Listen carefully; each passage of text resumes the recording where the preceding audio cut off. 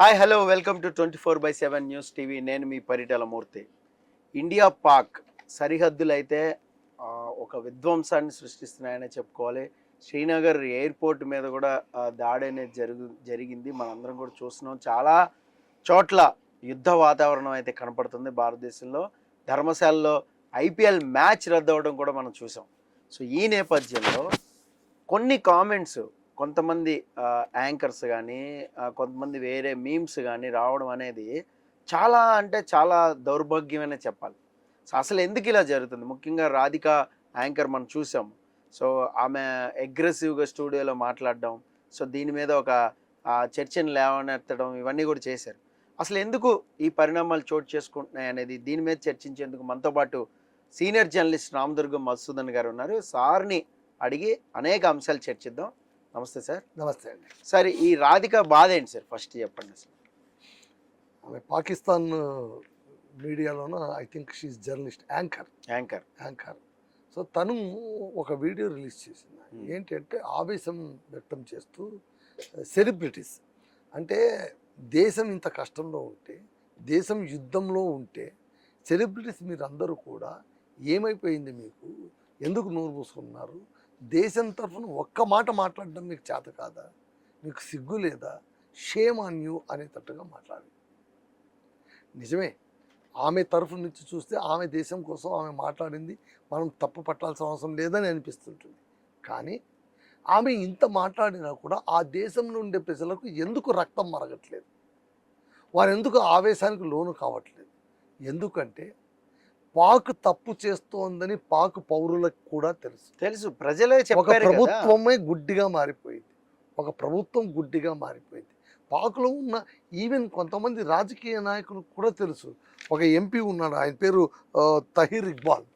MP Tahir Iqbal. పార్లమెంటులో కన్నీళ్లు పెట్టుకున్నాడు. నా దేశం అయిపోయింది, నా దేశాన్ని చెక్కల ముక్కలుగా చేసేస్తున్నారు, అల్లానే కాపాడాలి ఈ దేశాన్ని, ఇంకెవరు కాపాడలేరు అని. మళ్ళీ అల్లానే కాపాడాలి అనేటువంటి స్థాయికి దిగజార్చింది ఎవరు? మీరే, వాళ్ళే. మీరు చేస్తున్నారు కదా. ఇప్పుడు నీ దేశం దరిద్రంలో కొట్టుమిట్టాడుతోంది అనేది మీకు బాగా తెలుసు. ఒకటండి, భారతదేశం నుంచి విడిపోయినప్పుడు అదేం దరిద్రంతో విడిపోలేదు, ఒక దేశంగా విడిపోయింది. ఆత్మాభిమానంతో హిందుస్థాన్, పాకిస్తాన్ అని 2 స్థానాలుగా విడిపోయింది. ఓకే, అప్పట్లోనూ అఖండ భారతదేశం విడిపోయింది కదా అని చాలామంది బాధపడ్డారు. ఆ తర్వాత స్వతంత్ర ప్రయాణం మొదలుపెట్టినప్పుడు నువ్వు ఎటు దిశగా అడుగులేసావు? ఉగ్రవాదం దిశగా అడుగులేసావు. అంటే భారతదేశాన్ని దాయాది రాష్ట్రమైనటువంటి భారత్ ఉన్నతిని తట్టుకోలేక కుళ్ళుబోతతనంతో కళ్ళు నెత్తికెక్కి ఏం చేసావు నువ్వు? ఉగ్రవాదాన్ని పెంచి దాడిలేగా ప్రతి క్షణం ఎంతమంది ఉగ్రవాదులు పెంచి పోషించావండి?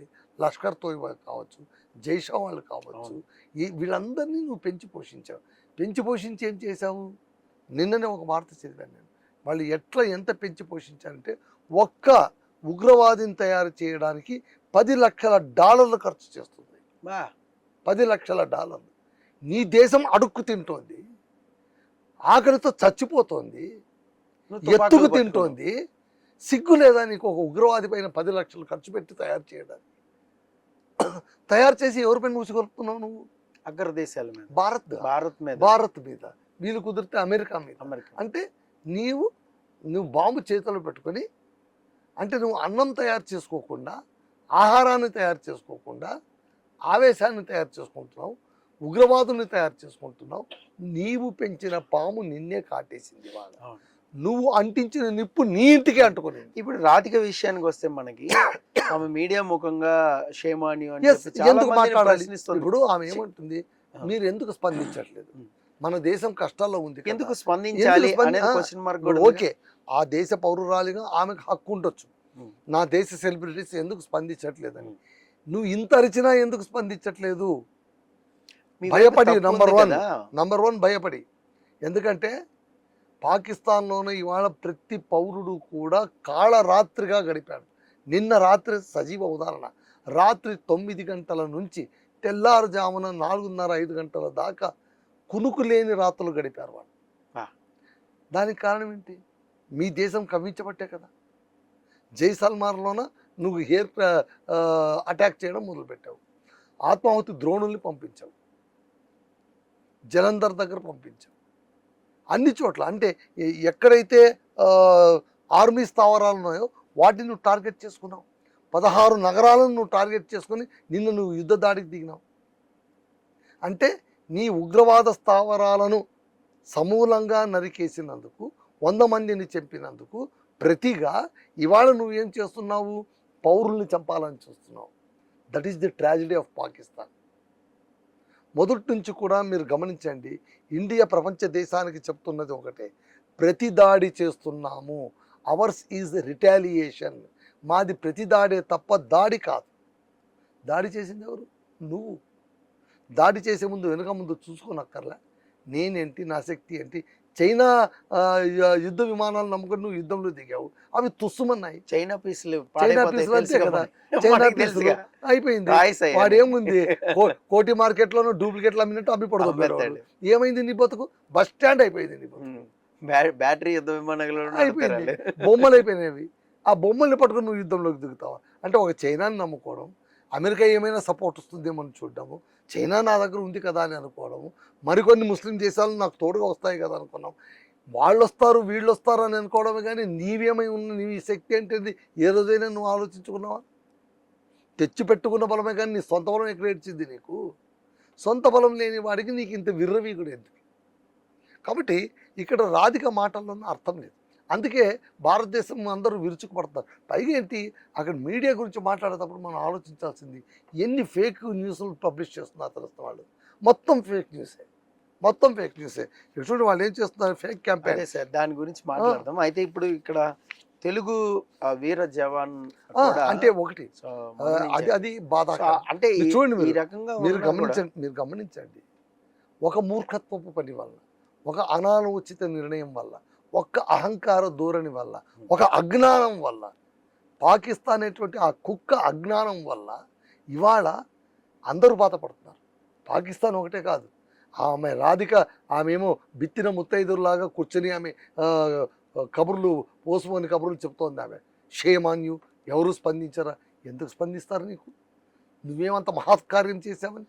పోని నువ్వు ఒక ధర్మం కోసం పాటుపడుతూ దెబ్బతిన్నావా? నీ వెంట 10 మంది నిలబడ్డానికి నువ్వు ఏం చేసావు?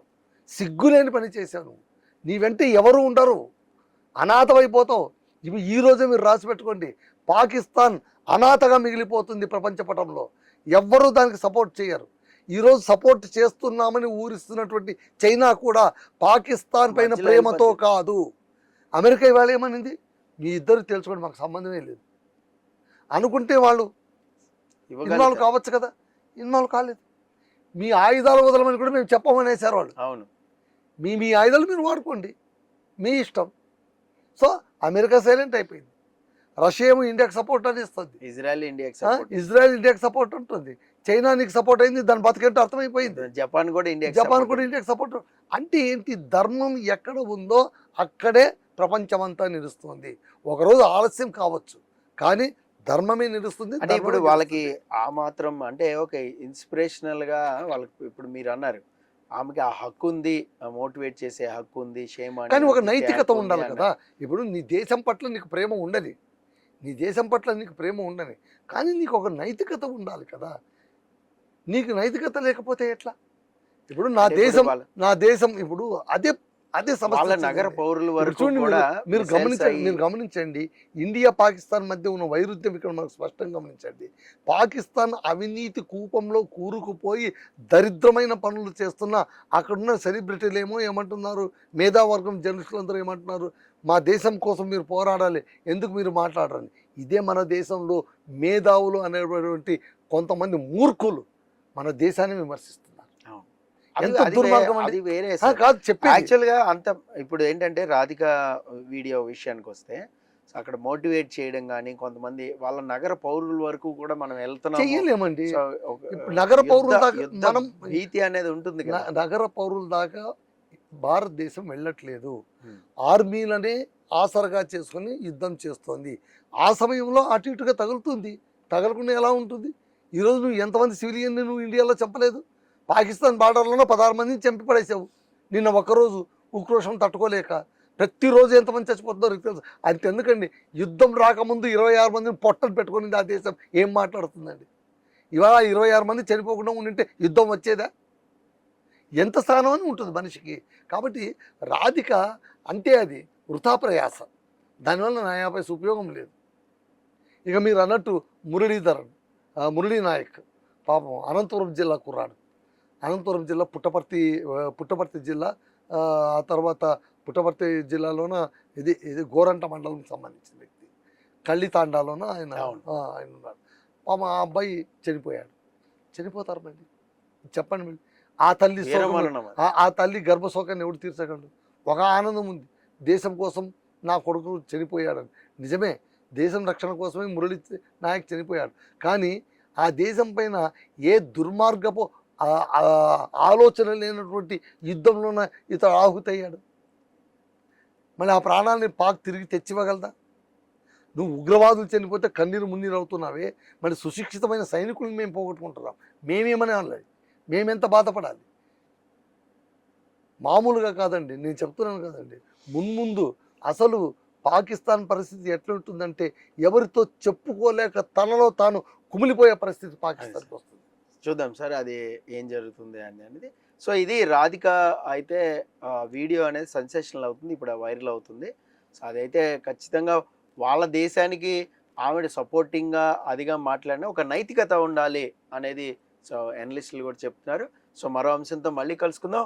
మీకేమనిపించింది అనేది మస్ట్గా కామెంట్ బాక్స్లో కామెంట్ చేయండి. This is Paritala Murthy signing off. By by.